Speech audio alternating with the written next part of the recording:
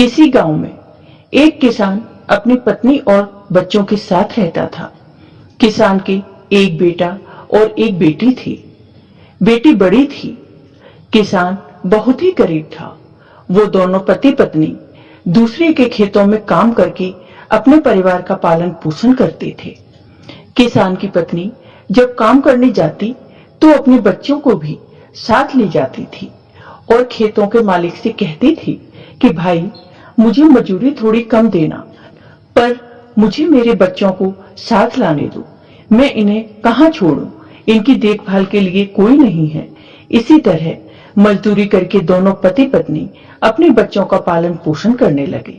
धीरे धीरे समय बीतता है और बच्चे बड़े हो जाते हैं। किसान ने पहले अपनी बेटी का विवाह कर दिया क्योंकि उनकी बेटी बड़ी थी। उसके बाद किसान ने अपने बेटे का भी विवाह कर दिया। अब बहू घर में आ गई। अब किसान की पत्नी ने सोचा कि अब तो बहू घर में आ गई है, मैं शिव मंदिर जाया करूंगी पूजा करने और शिव चर्चा में भी जाया करूंगी।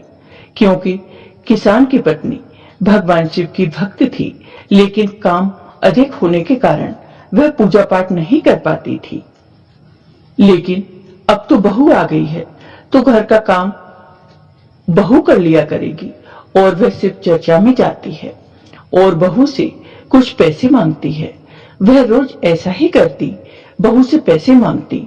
तो एक दिन बहू ने सोचा कि ये बुढ़िया तो रोज मुझसे पैसे मांगती है, पता नहीं पैसों का क्या करती है।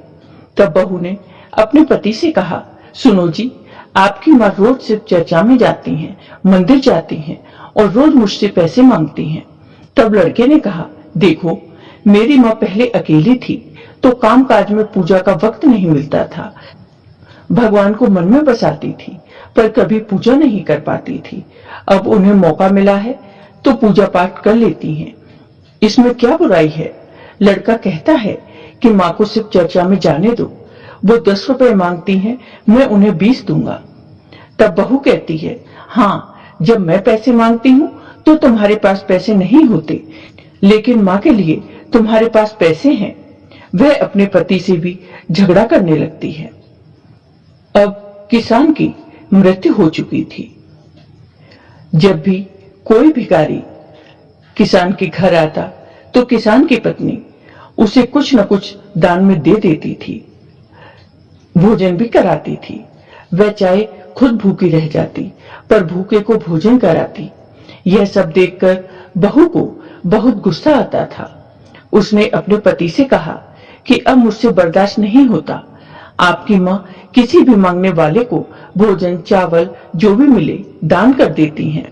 तब बेटे ने माँ से कहा तो माँ कहती है, बेटा, किसी भी भिखारी को खाली लौटाना नहीं चाहिए और मुट्ठी भर अनाज ही तो देती हूँ। मुझे चाहे कितनी भी गरीबी क्यों न थी, पर हमने कभी किसी भिखारी को खाली हाथ नहीं लौटाया। तब बेटा ने कहा, ठीक है माँ, जो तुम्हें सही लगे वो करो, हम तुम्हें नहीं रोकेंगे। धीरे धीरे समय बीतता है और बहू के भी बच्चे हो जाते हैं। तो बहू सोचने लगती है कि अब इस बुढ़िया को घर से निकाल देंगे। किसान की पत्नी शिव मंदिर में पूजा करने जाती थी। वहां एक पुजारी जी रहते थे। वह रोज मंदिर जाती थी पूजा करने के लिए। एक दिन बहू ने अपने पति से कहा, सुनो, तुम्हारी माँ गलत है। मंदिर में एक पुजारी हैं, वो रोज पूजा के बहाने उनसे मिलने जाती है। पिताजी के मर जाने के बाद ये अकेली हो गई हैं, तो एक साधु से संबंध रखती हैं। यह सुनकर बेटे को बहुत गुस्सा आता है। वह अपनी पत्नी से कहता है, ये क्या कह रही हो तुम? बहू ने कहा, क्यों, मैंने अपनी आंखों से देखा है, ये तो मंदिर को भी अपवित्र कर रही हैं। यह सुनकर बेटा ने अपनी पत्नी की बातों पर विश्वास कर लिया और अपनी माँ को घर से बाहर निकाल दिया। बेचारी बूढ़ी माँ रोते रोते रास्ते में जा रही थी। तभी एक बूढ़े बाबा मिलते हैं। वो पूछते हैं, बहन, तुम कहाँ जा रही हो और तुम इतना क्यों रो रही हो? तब किसान की पत्नी कहती है कि भाई, क्या बताऊं, मेरे बेटे बहू ने मुझे घर से निकाल दिया है। अब मैं कहाँ जाऊं, मुझे खुद नहीं पता। तब वो बूढ़े बाबा कहते हैं, चलो मेरे साथ, मेरे मंदिर में रहना, वहीं पूजा पाठ करना। मैं साल में एक बार मंदिर में आता हूँ। तो वो किसान की पत्नी मंदिर में चली गई और वहीं रहने लगी। उसके लिए खाना, कपड़े, पूजा सामग्री सब अपने आप आ जाते। उसे पता भी नहीं चलता कि ये सब कौन रख जाता है। और अब किसान की पत्नी नियम से भगवान शिव का पूजा पाठ करने लगी और पूजा पाठ करने में ही अपना समय बिताने लगी। धीरे धीरे समय बीतने लगा। अब किसान की पत्नी बहुत बूढ़ी हो गई थी। इधर गांव के लोग उसके बेटे से कह रहे थे कि तुम्हारी माँ उस मंदिर में रहती है, उसे घर क्यों नहीं ले आते।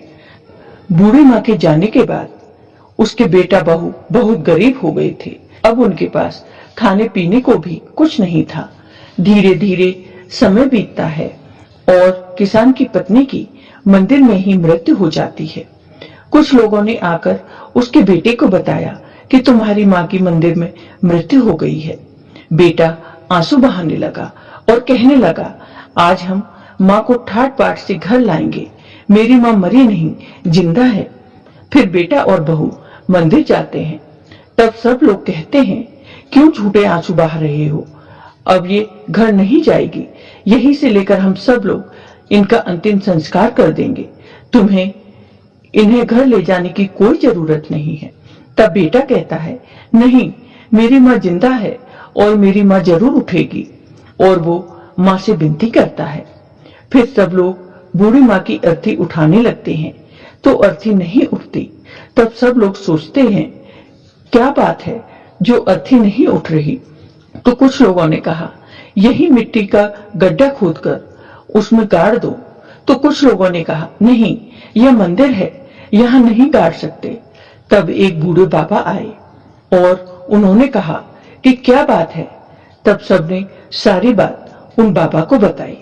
तब बाबा ने कहा कि अर्थी उठ जाएगी, बस इसके बेटा बहू को इससे दूर कर दो और इन्हें ले जाओ।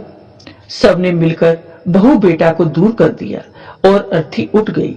गांव वालों ने ले जाकर उनका अंतिम संस्कार कर दिया।